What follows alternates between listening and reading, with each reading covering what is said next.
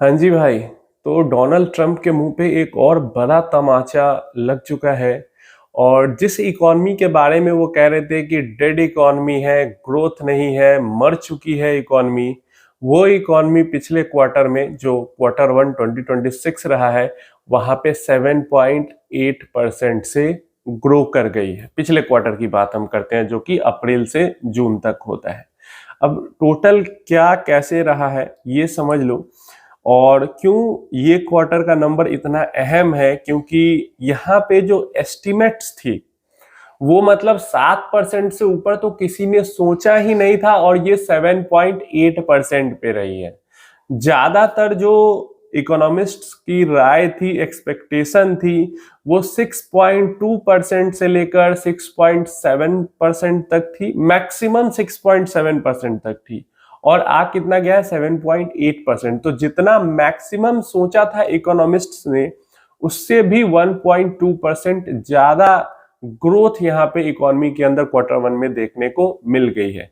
और इतनी ग्रोथ वाली इकोनॉमी को, जो कि अमेरिका से भी तेजी से ग्रो कर रहा है, मतलब एक तरीके से दुनिया में सबसे तेजी से ग्रो कर रहा है, उस इकोनॉमी के बारे में ट्रंप कह रहे थे कि ये डेड इकोनॉमी हो चुकी है। मतलब यही चीजें तो देखनी समझनी होती है। मतलब ऐसे ही नहीं ना, S&P ग्लोबल ने भारत की रेटिंग्स को अपग्रेड कर दिया इतने सालों बाद। कुछ तो उनको दिखा होगा इकोनॉमी के अंदर में। अब जो डेटा आ रहा है वो हमें और इस पे एक प्लस पॉइंट की तरह दिखा रहा है। और यहाँ पे आरबीआई तक ने नहीं सोचा था कि 7.8% तक की ग्रोथ, आरबीआई के भी डेटा में भी 7.8% का ग्रोथ कहीं नहीं दिख रहा था। तो एकदम ही चौंकाने वाला नंबर निकल के आया है, और हर कोई इससे हैरान है कि इतना ज्यादा कैसे ये हो गया। अब यहाँ पे अगर देखेंगे तो पिछले साल क्वार्टर वन में ये जो नंबर था वो 6.5% का था। 6.5% से 7.8% का जंप मिला है। ये अच्छी चीज है, क्योंकि यहाँ पे ग्रोथ बढ़ती हुई हमें देखी है पिछले साल सेम क्वार्टर के मुकाबले में। अभी पिछले क्वार्टर्स तक जैसे Q4 का जो नंबर आया था, जनवरी मार्च का जो नंबर आया था, वो 7.4 तो था, लेकिन पिछले जनवरी मार्च से कम था, इसलिए बुरा उसको कहा जा रहा था। Q4, पिछला Q4 जो था, आई मीन 2023 वाला Q4 जो हो गया, 2024 में ही हुआ, लेकिन 2023 फाइनेंशियल ईयर की बात कर रहे हैं, तो वहां पे जो नंबर था वो था 8.4 का, और 8.4 से डिक्रीज होके 7.4 आया था। Q3 की भी बात करते हैं तो पिछले साल Q3 में 9.5 का नंबर था, और वो डिक्रीज होके 6.4 पे आया था। तो नंबर्स बहुत बुरे आ रहे थे पिछले क्वार्टर्स तक, उससे पिछले साल के क्वार्टर के मुकाबले में।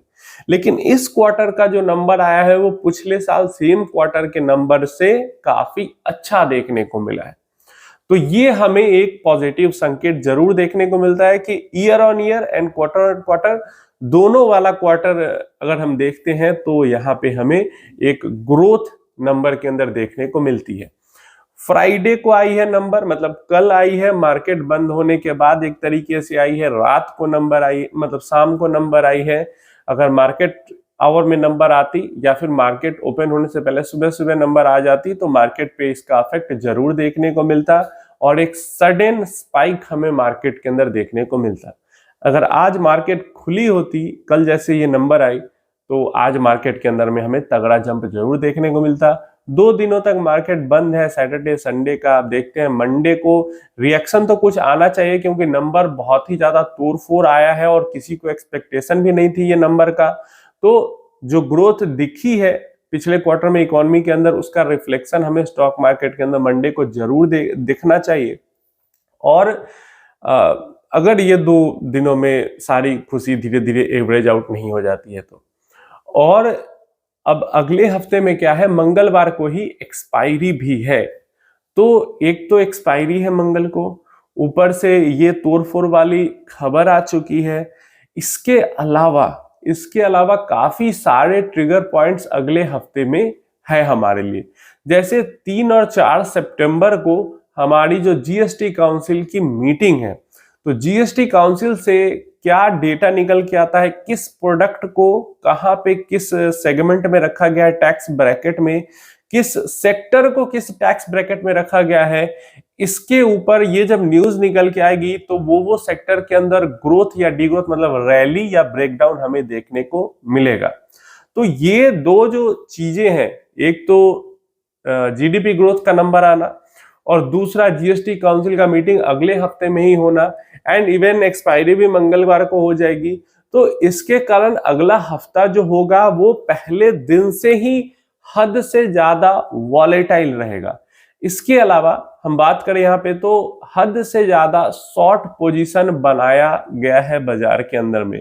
तो अगर हमें सडन स्पाइक देखने को मिलता है तो हमें बाजार के अंदर शॉर्ट कवरिंग भी देखने को मिल सकती है, एंड शॉर्ट कवरिंग के कारण भी मार्केट के अंदर में उछाल हमें देखने को मिल सकता है। तो मंडे को शॉर्ट कवरिंग प्लस ये जो अच्छी खबर आई है, हो सकता है बाजार काफी तेजी से ऊपर की तरफ हमें जाते हुए दिखे।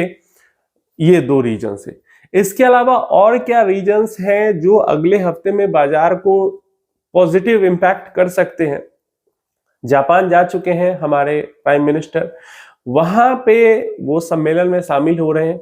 अगर इंडिया और जापान को लेकर कुछ पॉजिटिव न्यूज वीकेंड के अंदर निकल के आ जाती है आज और कल के अंदर में, तो मंडे को मार्केट के अंदर हमें उस पॉजिटिव न्यूज का भी असर देखने को मिलेगा। क्योंकि जापान गए हैं, हो सकता है कुछ डील वील को लेके, कुछ ट्रेड नेगोशिएशंस को लेके खबर निकल के आ जाए, तो हमारे लिए फायदे की खबर हो सकती है।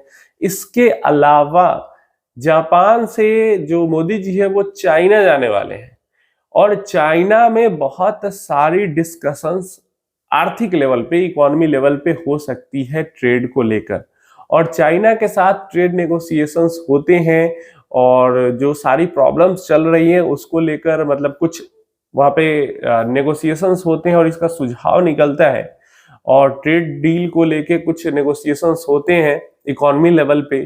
तो अगेन वो एक बहुत ही पॉजिटिव खबर मार्केट के लिए हो सकती है, पॉजिटिव इंपैक्ट उसका भी मार्केट के अंदर में काफी ज्यादा आ सकता है। तो ये काफी सारे न्यूज़ेस हैं जो मार्केट को नेक्स्ट वीक में पॉजिटिवली इंपैक्ट कर सकते हैं। निगेटिव इंपैक्ट करने के लिए अभी कोई न्यूज दिख तो नहीं रहा, बस वो टैरिफ है। अभी देखो, जैसे ये पूरा हफ्ता तो सिर्फ टैरिफ ने ले मारा। इस हफ्ते की जितनी गिरावट हुई है वो सब की सब बस टैरिफ के लगने के कारण ही हुई है। 4-5 दिन जितनी दिन मार्केट खुली हुई थी और गिरावट हुई है। अब अगले हफ्ते में ऐसा कोई बॉम्ब तो नहीं गिरने वाला है निगेटिव न्यूज का। पॉजिटिव न्यूज इतने सारे जरूर हैं, जिसमें से दो तो डेफिनेटली पॉजिटिव है, एक जीडीपी ग्रोथ और जीएसटी काउंसिल से पॉजिटिव न्यूज ही निकल के आएगी। लेकिन अब जापान के अंदर और चाइना के अंदर से कुछ पॉजिटिव न्यूज आती है या नहीं आती है, ये तो अब देखते हैं मोदी जी क्या करते हैं, वहां पे क्या मीटिंग होती है, इस पे वो डिपेंड करेगा। उम्मीद है इंफॉर्मेशन हेल्पफुल होगी।